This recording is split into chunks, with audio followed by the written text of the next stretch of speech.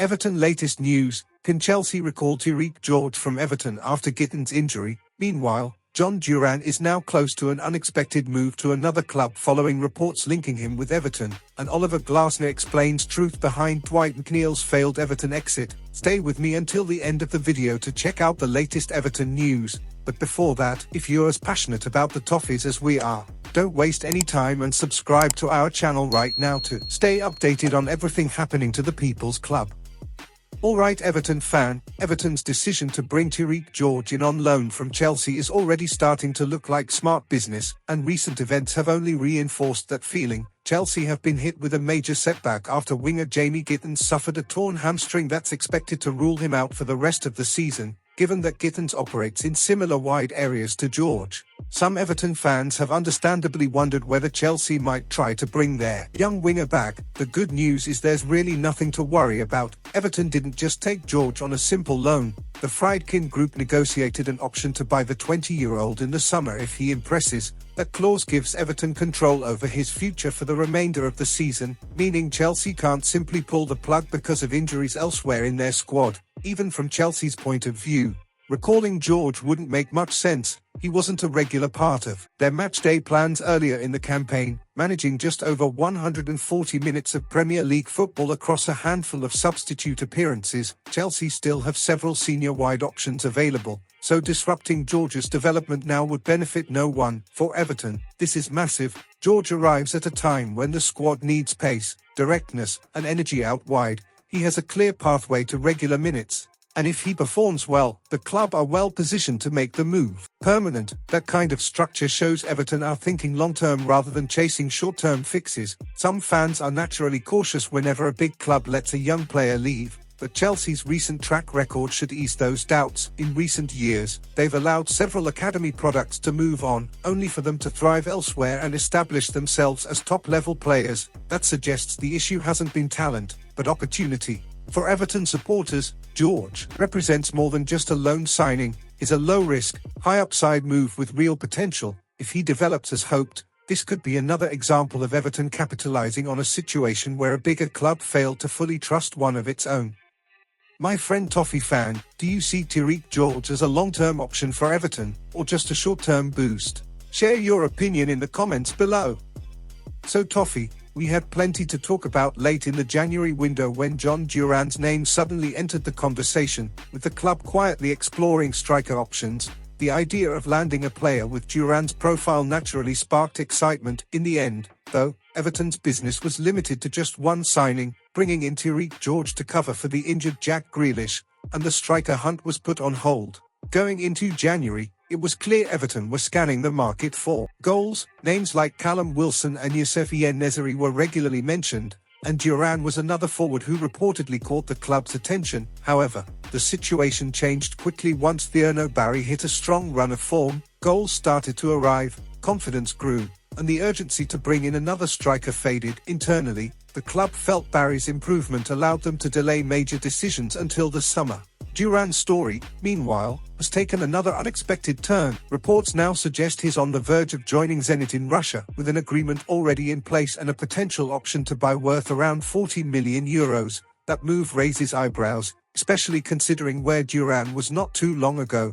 He was viewed as one of the most exciting young strikers in the Premier League during his time at Aston Villa, before making a big-money move to Saudi Arabia. Since then, his career has felt unsettled, with loan spells and constant speculation. For Everton fans, this matters because Duran represents the type of forward many feel the squad still lacks. At his best, he offers pace, power, and a natural goal threat. Compared to the current options, some would argue he could have been an upgrade, particularly if the club were open to moving Beto on. Ultimately, Everton chose stability. The club have put their faith in Barry and Beto for now, believing goals can come from within.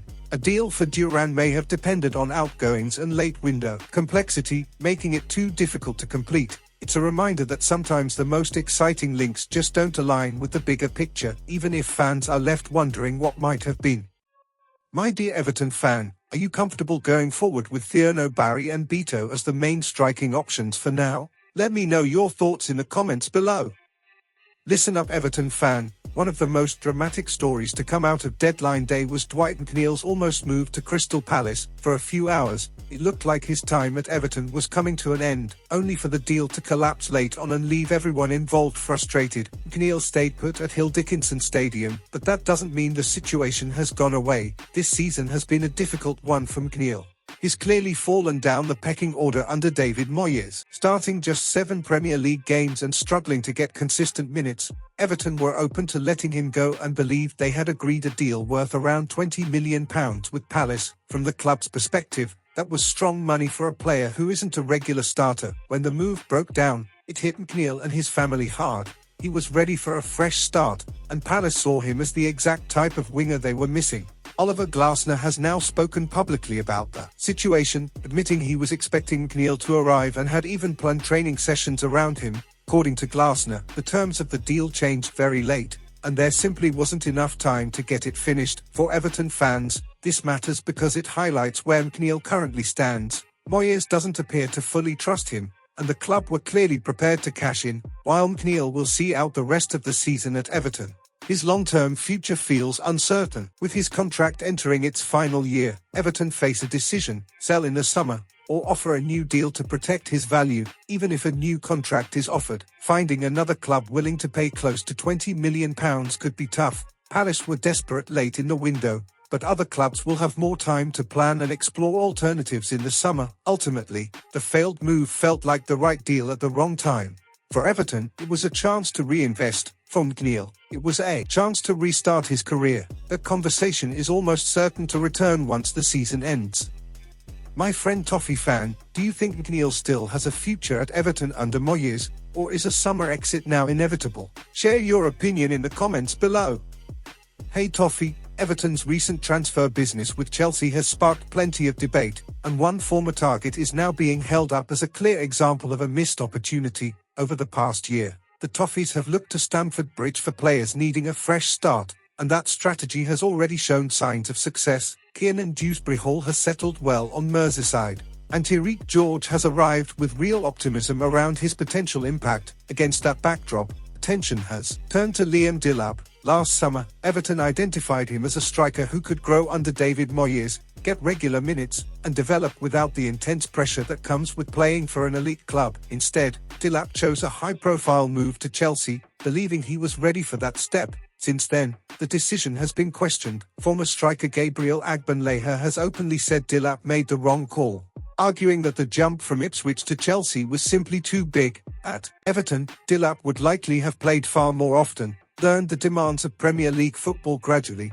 and built confidence in a settled environment. From a fan's perspective, this story matters because it highlights Everton's improving reputation as a place where young players can actually develop. Delap even held talks with Moyes and was reportedly impressed by the club's plans, yet by choosing Chelsea, he found himself competing with a bloated squad and limited opportunities. The numbers tell part of the story. Delap has managed just 1 league goal, while Everton's own strikers, despite criticism, have contributed more overall. It raises a genuine what-if for supporters. Would Delap have thrived with regular starts at Goodison or Hill Dickinson Stadium, rather than sitting on the fringes in London? Looking ahead, this situation reinforces why Everton's recruitment pitch is becoming more appealing. If the club continues to offer pathways, minutes, and stability, more young players may choose development over prestige. For fans, that's a promising sign of smarter planning and a clearer long-term vision. My dear Everton fan, looking at Everton's current strikers, do you think Delap would have improved this squad if he joined? Let me know your thoughts in the comments below. This is the Toffees News fan channel, and I'll stop here. If you liked it, don't forget to leave a like and subscribe to the channel. A big hug and see you in the next video.